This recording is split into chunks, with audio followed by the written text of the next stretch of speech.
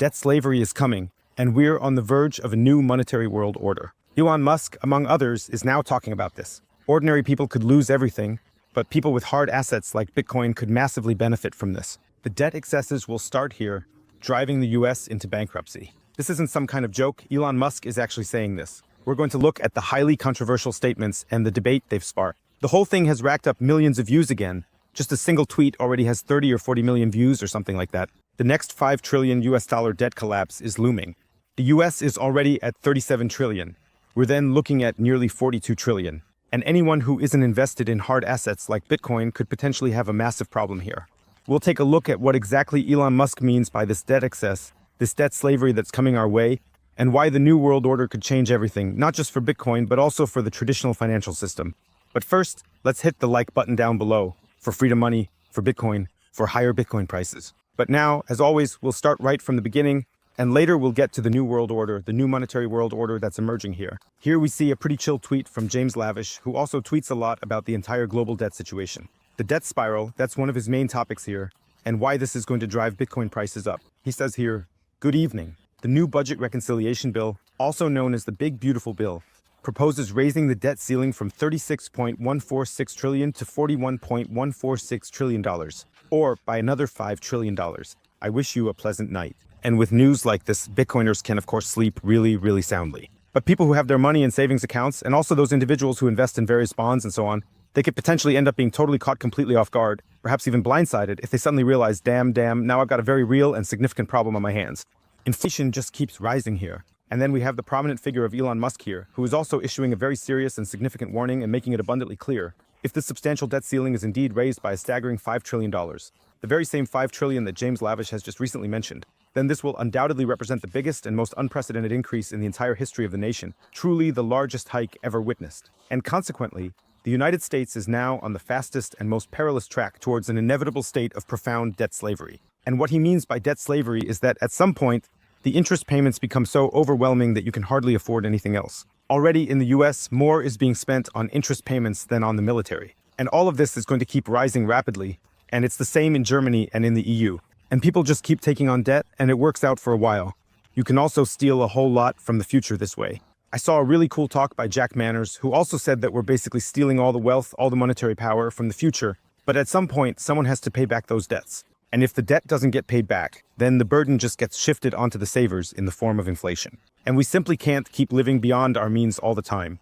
And that's exactly what Elon Musk is calling out here. But he goes much, much further here. He says here, the recent bill, and this is always about the Big Beautiful Bill, will destroy millions of jobs in America and cause immense strategic damage to our country. Absolutely crazy and destructive. They're handing out handouts to the industries of the past and causing serious harm to the industries of the future. Because that's always the question. What do we do now with the new money? It has to be distributed somehow within the economy. And it's not like everyone just gets $1 or something. No, there are certain sectors that get support, and then there are others that don't. And sectors that might actually be economically interesting don't stand a chance to compete with the sectors that are being subsidized here. They have to be subsidized. But you also have to say Elon Musk has always benefited a lot from subsidies. And many people also say that he sometimes clashed with Donald Trump because Trump isn't granting him as many subsidies as Elon Musk actually expects. He also warns that this whole thing, as you can see from the election results, is political suicide for the Republican Party. And to me, it kind of looks like a cry for help. So Elon Musk, he kind of went after Donald Trump, but then he had to backtrack. Maybe he was under some kind of pressure, or I don't really know exactly what happened. And now he's basically taking the indirect route again. Now he's not saying directly, okay, Donald Trump is just plain stupid, but instead he's saying, well, America just has big problems. And like I said, you always have to look at this from both sides. On the one hand, it's obviously unfortunate for people who, for example, don't have an inflation hedge like Bitcoin. But for Bitcoin, of course, it can also be a good thing because the more the debt system blows up, the more the dollar blows up, the more the dollar tanks and so on, the better Bitcoin tends to perform. That's why you always have to look at it from both sides. And regarding this whole debt orgy and debt enslavement and interest enslavement that's happening here, or interest burden enslavement that's going on, there was also a very, very interesting assessment from Efrat Finningsson, who gave a very, very interesting speech here in Prague about the new monetary order, or even world order that's coming our way. There's always ongoing discussion about a currency reset, and that would, of course, be a pretty wild development for Bitcoin as well. So the idea is that the currency system, the monetary system, will be completely overhauled in the coming years. And of course, that also includes all the debt excesses that Elon Musk is talking about here, suggesting that all of this could flow into the currency reset, into the new world order. Let's take a quick look at what she's saying here, and then we'll see how this fits with Elon Musk and also why this is extremely explosive for Bitcoin. It's a July in a couple months. That Bretton Woods is celebrating 81 years. This is right at the end of the fourth turning. And Bretton Woods took part in New Hampshire. New Hampshire is the first state That have now signed a Bitcoin strategic reserve. So first, she's describing a few historical facts here, namely that the anniversary of Bretton Woods has just been celebrated. Bretton Woods was essentially the introduction of the new dollar standard, and also the founding of the World Bank and the IMF, that is, the International Monetary Fund. The whole thing escalated further in '71 with the next shock, when the gold backing was removed from the Bretton Woods standard. And now, right here in the same state where it was decided back then, in New Hampshire, the Strategic Bitcoin Reserve has also been established, the Strategic Bitcoin Reserve Law.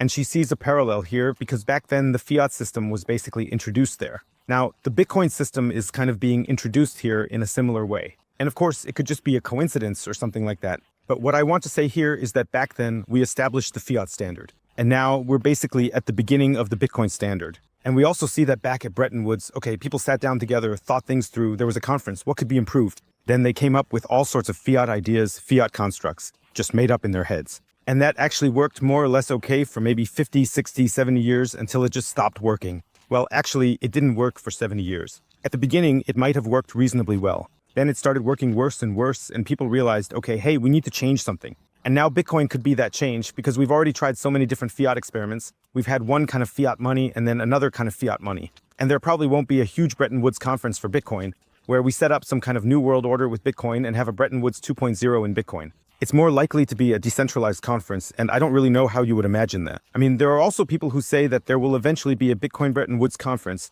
where different countries come together and maybe agree on some kind of Bitcoin dollar standard or something like that. But well, it's difficult. I don't really know if something like that will happen. But let's listen in to what CDF has to say right now. act. And I don't think that there are coincidences in life. I think what we are seeing right now is the next Bretton Woods, the Bretton Woods 2.0. So exactly what I just said, that there are no coincidences here, but rather that this is Bretton Woods 2.0 and the Bitcoin standard is being created here, just in a slightly different form. It's not like there's a conference here where Putin, Trump, and, I don't know, Xi Jinping are getting together to discuss the new Bitcoin dollar world standard or something like that. You know, the fact that it's starting in New Hampshire is really symbolic, but the fact that back then, Bretton Woods was supposed to be the solution and a new world order after the world wars that the world experienced. And these days, what are we experiencing again? Wars, turbulence, crises. We're at that end of the fourth turning, so we are looking at creating a new world order again. And that's really, really exciting right now. Because what she's saying here is that back then, after the war, after everything basically collapsed, Bretton Woods was created, and people sat down together and brought a new monetary world order into existence. And I completely agree with that. She also says we're in the fourth turning, but the way she describes it, she actually says we're already past the fourth turning. I actually think we're still just before the fourth turning. I'm not even sure if it's really started yet. We're only just seeing the first signs of the fourth turning, of course all these conflicts, but it could all end up being much, much more dramatic, you know. In my opinion, there's still a lot of potential for conflict worldwide. We still have so many hotspots that could escalate here. And it could also be that these are just the first steps, the first trial runs of the new Bitcoin Bretton Woods 2.0 system. And of course, the system still has to collapse much further. As Elon Musk mentioned earlier with the escalation of debt, the debt slavery, the system hasn't really collapsed yet. The system is actually still in the process of inflating.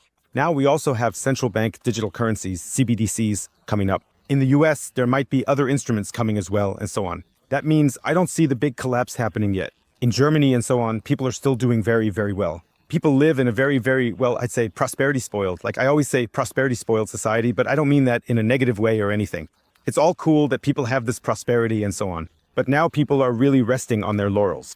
And that's always the thing somehow. Hard times create strong people then create good times again, and good times then create, well, weak people. And then the weak people create hard times again.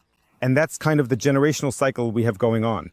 Right now, we're in the good times, which were created by the weak people. And now the weak people first have to create even more hard times. We still have so much prosperity that we're currently resting on, but it's melting away more and more, bit by bit. And then things just keep heading more and more toward a system collapse. I know I'm not saying that this will mean a system collapse for everyone. For some, it might get worse, for others not so bad. You can also prepare yourself here, move to Bitcoin, emigrate, there are other freedom tools. And in the background, all these plans are probably already in motion. But to say that we're already at a real Bretton Woods 2.0 moment, I think maybe it could still take a few years, or maybe I'm seeing it wrong. Feel free to write your assessment in the comments below. I'd really be interested to know, because I think maybe there's no real right or wrong here, since it's very, very difficult to judge whether we're at the beginning or already at the end of the fourth turning. And to be more precise, a new monetary system that is really the oxygen of how the world works. And so we're at that beginning of that process. I don't know if the beginning, maybe in the middle. I think by the end of the decade, we're going to see a new monetary order in place. The next few years are going to be critical. We're going to talk about that more in the panel. I actually hadn't watched this all the way to the end. I'm only hearing it now. So basically, she's saying exactly the same thing as I am, that she also doesn't know whether we're already at the end here. We might be somewhere in the middle or at the beginning, but probably not quite at the end yet. So basically, she's confirming it just the way I've already described, which, of course, would further underline what I just said. We just have to see how we get through this now. Historically, the fourth turning has always meant civil war, revolution, upheaval, currency devaluation, currency collapse. I don't wish for any of this. I hope we can get through this with just a black eye, but historically, that's just how it's always been. Every 120 years or so, we've had a reset like this. Let's see how it all turns out. With Bitcoin, you're definitely in a very, very good position here. Bitcoin is definitely a solution here. Bitcoin is the hedge, and Bitcoin could even, revolutionize the entire debt-based money system so that we're not always trapped in these cycles where the next debt bomb explodes and so on. So if you still want to buy Bitcoin here, I'll put a link for you below to 21 Bitcoin. Here you can buy Bitcoin easily, safely, and simply. With the code BitcoinHotel, you can get up to 20% off the fees when buying Bitcoin. Guys, check it out. See you. Until then, peace out.